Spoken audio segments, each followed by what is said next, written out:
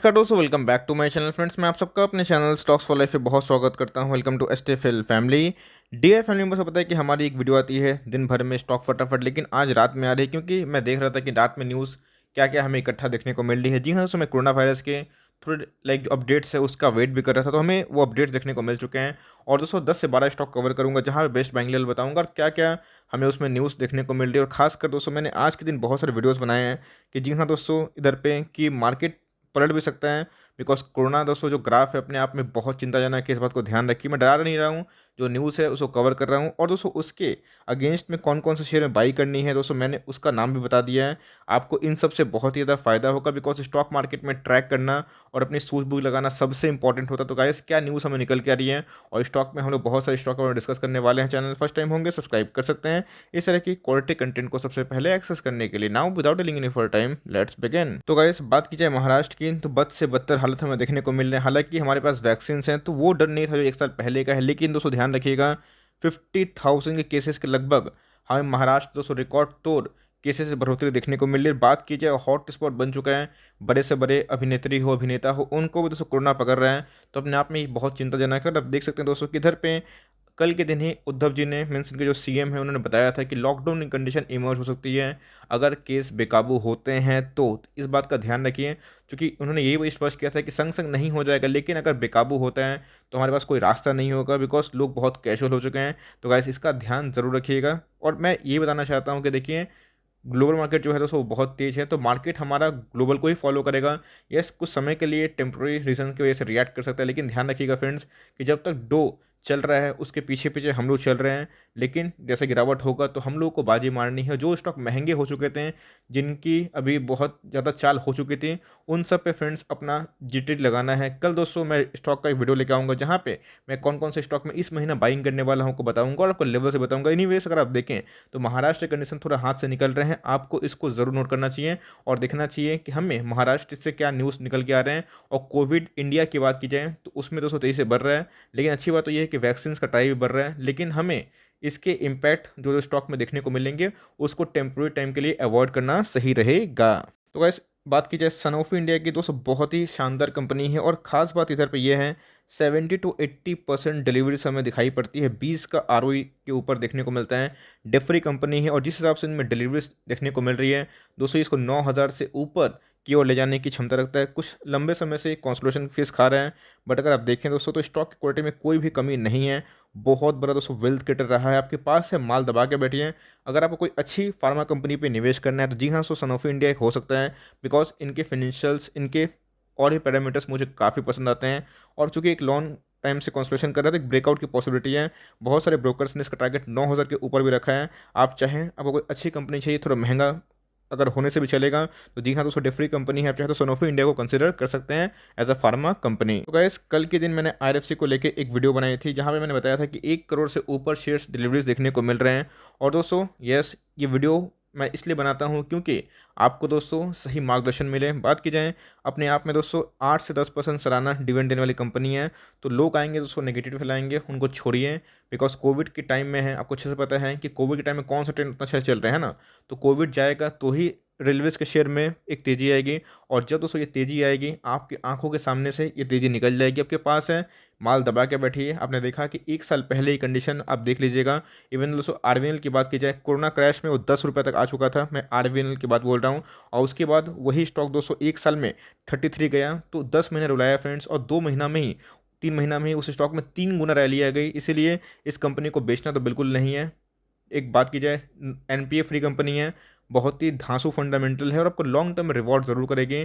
चाहें तो इस मार्केट प्राइस में भी बाई कर सकते हैं, आपको लगता है गिर सकता है तो 1-2 रुपये का फॉल पे और इस पर ऐड कर सकते हैं, लेकिन लॉस में मत बेचिएगा। और पेशेंस दीजिए फ्रेंड, ये आपको रिकॉर्ड तोड़ मुनाफा देगा आने वाले कुछ सालों में। और लॉन्ग टर्म में बता रहा हूँ फ्रेंड्स, ये कंपनी में कोई भी डेंट नहीं है, तो हमें फंडामेंटल्स जज करना है। कोरोना आने के बाद इस स्टॉक में सबसे तेज़ी रिकवरी आएगी। यस, कुछ सता रहा है, लेकिन जो फंडामेंटल अच्छी कंपनी होती है फ्रेंड्स, आपने देखा है कोरोना क्रैश में बाउंस बैक करती है। इस कंपनी में दम है, ये ज़रूर बाउंस बैक कर सकती है। जी हाँ दोस्तों, मिधानी की बात की जाए, फंडामेंटली मुझे कंपनी बहुत ही अच्छी दिखाई पड़ती है। मिश्रा धातु निगम, जी हाँ दोस्तों मैं इसके फंडामेंटल एनालिसिस करूंगा अगर आपको रिक्वेस्ट रहा तो। अगर कुछ समय की बात की जाए तो एक रेंज बाउंड देखने को मिल रहा है, लेकिन कंपनी की बात की जाए तो मुझे बहुत ही स्ट्रॉन्ग फंडामेंटल दिखाई पड़ते हैं। अगर आप देखें तो डिविडेंड भी 1.5% के ऊपर बांट देते हैं और लास्ट टाइम दोस्तों हमें 8% से भी ऊपर की तेज़ी देखने को मिली, जो अपने आप में बहुत ही अच्छी वाली बात है। तो मिश्रा धातु के ऊपर अगर आप दाव खेले हुए हैं तो होल्ड एंड कंटिन्यू बहुत ही अच्छी कंपनी है। अगर चाहते हैं इसका रिव्यू तो कमेंट बॉक्स में ज़रूर बताइएगा, मैं जल्दी फ्रेंड्स इसका रिव्यू करूँगा। ओवरऑल कंपनी में कोई भी डंडी मुझे दिखाई नहीं पड़ता। गाइस टाटा पावर को लेकर बहुत बड़ी खबर आ रही है, मैं जल्दी ही कवर करूँगा। लेकिन बात की जाए इनकी जो सोलर रूफ का कैंपेन है वो बहुत तेज़ी से चल रहा है, जो अपने आप में है बहुत ही अच्छा सेंटीमेंट पैदा करता है। और पिछले कुछ समय से ईवी का जो धूम है दोस्तों, इनका सेंटीमेंट पूरा चेंज कर दिया है। और यस 100 प्लस का स्टॉक है और मैं बोलूँगा इसको लॉन्ग टर्म तक होल्ड करिए। मुझे लगता है फ्रेंड्स कि इसमें इनफ कैपेबिलिटी है जो आने वाले कल में ये कन्वर्ट कर सकता है, अपने शेयर होल्डर को भी रिवॉर्ड कर सकता है। बिकॉज अगर आप देखें दोस्तों तो इसने क्या किया है, after the acquisition of Odisha NESCO, Tata power will now supply power to entire state of Odisha. तो आप देख सकते हैं कि ओडिशा में भी इनके पावर सप्लाई हमें देखने को मिल रहे हैं टाटा पावर की। तो अपने आप में दोस्तों बहुत बड़ी खबर है। लॉन्ग टर्म में इसका इम्पैक्ट विस्फोट ज़रूर होगा। लिए हुए हैं तो बहुत सालों के लिए भूलिए और इसमें ऐड करते रहिए हर महीने 5-10 quantity as per your financial capability. ऐसे स्टॉक लॉन्ग टर्म में बहुत बड़ा वेल्थ क्रिएटर बन सकते हैं। तो गाइस अबाउट इंडिया की बात की जाए, ये भी मुझे बहुत ही अच्छी कंपनी दिखाई पड़ती है। लॉन्ग टर्म तक कंसोलिडेशन हमें देखने को मिल रहा है, लेकिन कोविड के बढ़ते केसेस में ये सेक्टर को बहुत ये हो गए, फार्मा हो गए, इसमें अच्छी खासी रैली की उम्मीद है। 18,000 का स्टॉक है फ्रेंड्स, आपको मिल रहा है सस्ते भाव पे, चाहे तो इस भाव पे भी खरीद सकते हैं। कंपनी की बात की जाए फंडामेंटली बहुत ही शानदार कंपनी है। आपके पास है माल दबा के बैठी है, बहुत ही अच्छे फंडामेंटल्स दिखाई पड़ते हैं और चाहे तो इस मार्केट प्राइस में भी आप खरीद सकते हैं। ये हो गए सनोफी इंडिया हो गए, दोनों दोस्तों बहुत ही क्वालिटी स्टॉक मुझे दिखाई पड़ते हैं। जी हाँ दोस्तों, म्यूचुअल फंड की बात की जाए तो बहुत ही शेयर कंपनी है।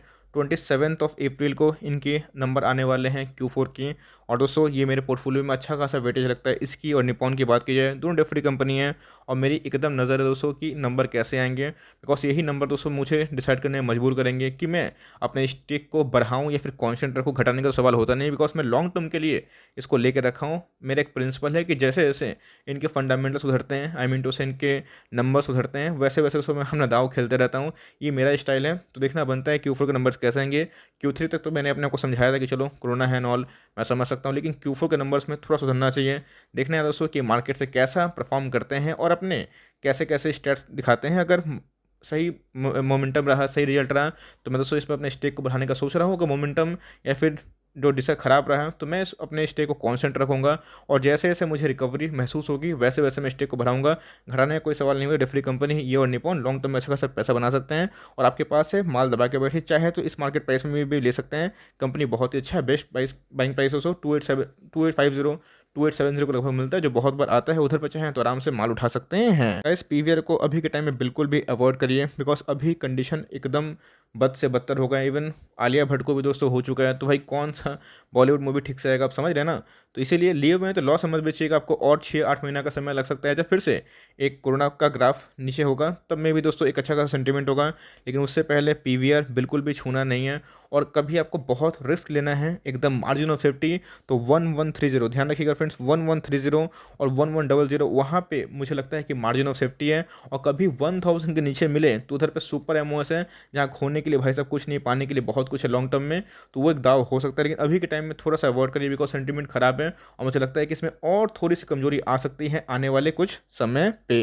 वैसे स्टॉक के बारे में डिस्कस करूँ तो खराब नहीं है, लेकिन दोस्तों कंडीशन अभी बहुत ही इनके लिए नेगेटिव देखने को मिल रहे हैं। जी हाँ दोस्तों, जो शॉर्ट टर्म वाले हैं वो चाहे तो अपना प्रॉफिट को बुक कर सकते हैं 1700 का एसएल लेके, अगर वो 1300 पे लिए हुए हैं। शॉर्ट टर्म वाले के लिए बोल रहा हूँ, लॉन्ग टर्म वाले एकदम भी बेझिझक माल को कंटिन्यू करें। देखिए फ्रेंड्स, अगर मैं देख रहा था कमेंट्स में, तो जब ये 1300 के लगभग था, ध्यान सुनिएगा फ्रेंड्स, इधर पे एक लेसन है। तो जब 1500 गया, फिर 1500 से 1300 पे आया, तो बहुत लोगों ने बोला कि सर उधर पे आपने बेचने की सलाह नहीं दी, और वो स्टॉक 1500 से 1300 हो गया, 200 मुनाफा हो गया। ऐसे दोस्तों 2-3 बार हुआ था, मुझे अच्छे से याद है। और कभी कभी तो ये स्टॉक 1300 से 1600 भाग गया था। लेकिन जैसे मैं बताया कि जब ब्रेकआउट दिया, यही स्टॉक 2000 के लेवल पे आया और वही लोग दोस्तों 2000 पे लेके फंस चुके हैं, है ना। तो इसीलिए वो क्या करते हैं, मार्केट को टाइमिंग करने की कोशिश करते हैं।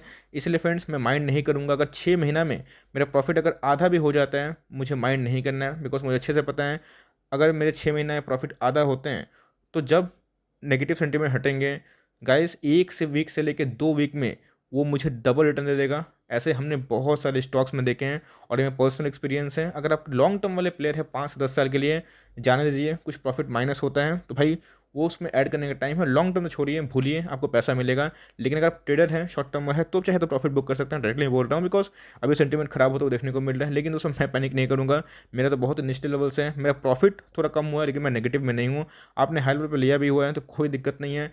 कोरोना जाने के बाद दोस्तों रेलवे के सारे शेयर चमकेंगे। और आईआरसीटीसी की बात की जाए, मुझे आने वाले 3 साल में ये स्टॉक 4000 के ऊपर दिखाई पड़ता है, टू बी वेरी ऑनेस्ट। तो आपके पास है, माल दबा के बैठिए।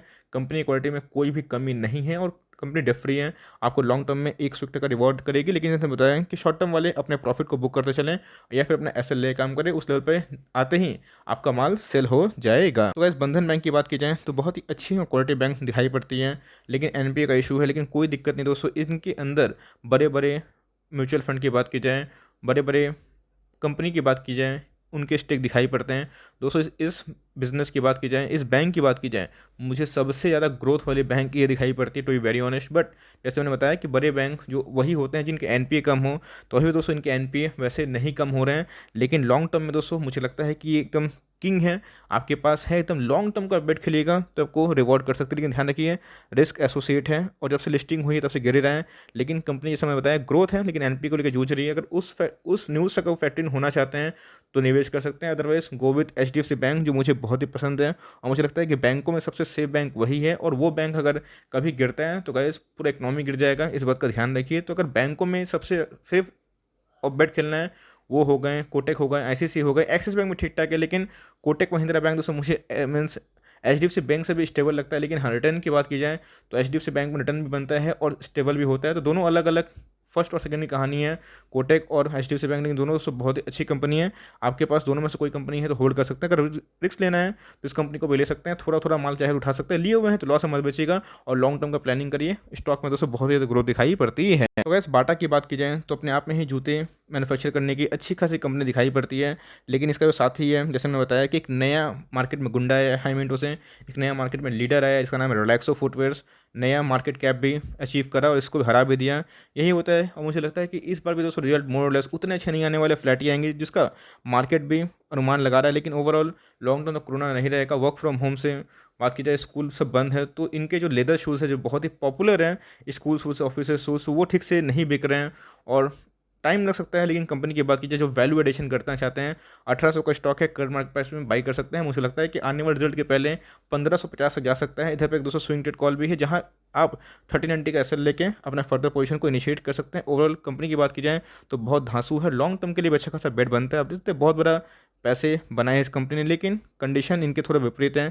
लेकिन लॉन्ग टर्म तक ऐसा नहीं रहेगा। जब मार्केट सुधरेगा फ्रेंड्स, इस कंपनी में भी अच्छा खासा एक ग्रोथ देखने को मिल सकती है। गैस उसके बाद आपको पता है कि भारती एयरटेल, जी हाँ, अगर लॉकडाउन की न्यूज़ कभी होती है, नेगेटिव सेंटीमेंट होता है, तो इनको बहुत ही बेनिफिट होगा बिकॉज इनके ऑपरेशन सही रहेंगे। अफ्रीका में भी इनके बिजनेस चलते हैं तो इनके रेवेन्यू भी ऐड होंगे। जी हाँ दोस्तों, इनमें भी स्विंग कॉल हमें देखने को मिल रहा है। 490 का एसएल लेके 600 तक ट्राई कर सकते हैं। लॉस से मत बेचिएगा, आपके पास है, माल दबा के बैठे। कंपनी की बात की जाए तो अच्छी खासी ग्रोथ दिखा रही है, लेकिन काफ़ी वोटाइल रहती है। तो जिनको रिस्क नहीं लेना, बिल्कुल भी इस कंपनी को अवॉइड करें। लेकिन जैसे मैंने बताया दोस्तों कि हर एक फ्रेंड में जियो को टक्कर दे रही है, तो अपने आप में अच्छी बात है। लेकिन ऐसी कंपनी को चलाने के लिए बहुत कर्ज की आवश्यकता होती है, बड़े रेवेन्यू की आवश्यकता होती है।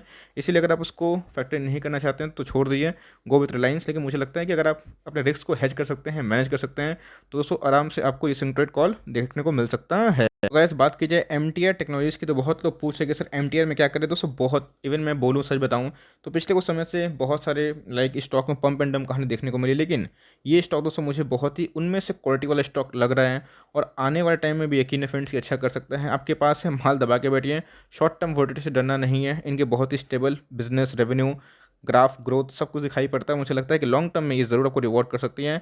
आपके पास है, बहुत अच्छी बात है, बहुत ही क्वालिटी वाला स्टॉक है। आपको लेना है तो बिलो 1000, बहुत बार 950 930 के लेवल में आया है, उधर पे एंट्री कर सकते हैं। इस मार्केट प्राइस में दोस्तों मेरी रिकमेंडेशन नहीं होगी, एक सपोर्ट में आता है तो सही है, otherwise go for it, means थोड़ा सा वेट कर सकते हैं।